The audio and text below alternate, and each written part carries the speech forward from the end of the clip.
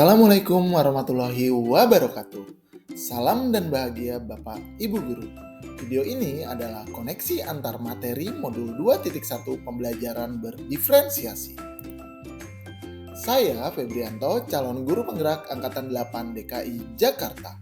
Dibimbing oleh fasilitator saya, Ibu Resi Rizky Khairani, SPD MPD. Dan pengajar praktik saya, Dr. Sri Wahyuni, MPD. Pembelajaran berdiferensiasi. Apa itu pembelajaran berdiferensiasi? Pembelajaran berdiferensiasi adalah usaha guru dalam menyesuaikan proses pembelajaran di kelas untuk memenuhi kebutuhan belajar individu murid. Artinya, pembelajaran berdiferensiasi adalah pembelajaran untuk mendukung semua murid di kelas kita. Maksudnya apa? Ya, kita harus ingat bahwa setiap anak itu unik. Mereka punya kelebihan dan kekurangannya masing-masing. Begitu pula dengan minat, gaya belajar, kebiasaan pola pikir, kemampuan literasi, dan lain-lain. Pasti berbeda kan? Nah, disinilah diperlukan usaha guru untuk dapat memenuhi kebutuhan belajar murid yang berbeda-beda, agar mereka merasa nyaman saat belajar di kelas, dan tentunya tujuan pembelajaran dapat tercapai. Lalu, bagaimana ya cara untuk dapat melakukan pembelajaran berdiferensiasi di kelas? Agar dapat melakukan pembelajaran berdiferensiasi, guru harus memahami tujuan pembelajaran.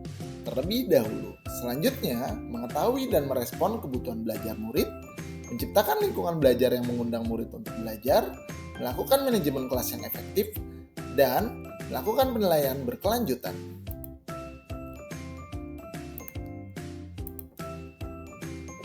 Berkaitan dengan kebutuhan belajar murid, guru harus memahami 3 aspek berikut ini. Yang pertama, kesiapan belajar murid atau readiness. Kesiapan belajar mengharuskan guru untuk menilai pengetahuan awal dan menentukan apa yang telah murid ketahui dan di mana murid berada. Yang kedua, minat murid. Minat setiap anak pasti berbeda-beda. Minat adalah salah satu motivator penting bagi murid untuk terlibat aktif dalam proses pembelajaran. Dan yang ketiga, profil belajar murid. Profil belajar murid berkaitan dengan lingkungan budaya, gaya belajar, dan kecerdasan majemuk yang berbeda-beda antara satu anak dengan yang lainnya. Kebutuhan belajar murid dapat diidentifikasi berdasarkan cara-cara berikut ini.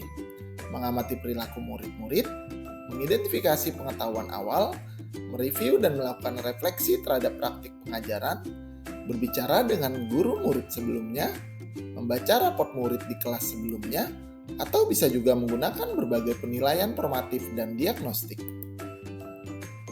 Strategi untuk mendiferensiasi pembelajaran bisa dilakukan dengan 3 cara, yaitu diferensiasi konten, proses, dan produk.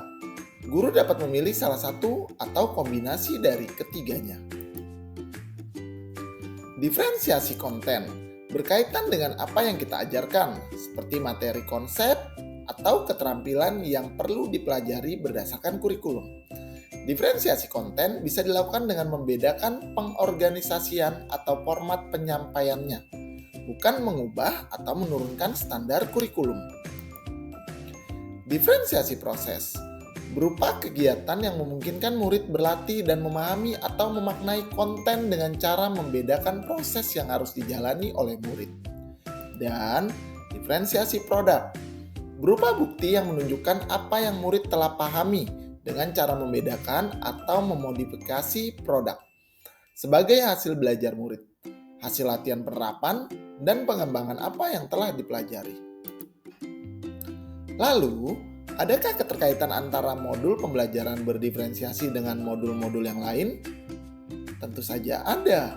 Untuk dapat melakukan pembelajaran berdiferensiasi, maka guru harus berusaha memenuhi kebutuhan belajar anak sesuai dengan kodrat alam dan juga kodrat zaman, berdasarkan filosofi Ki Hajar Dewantara.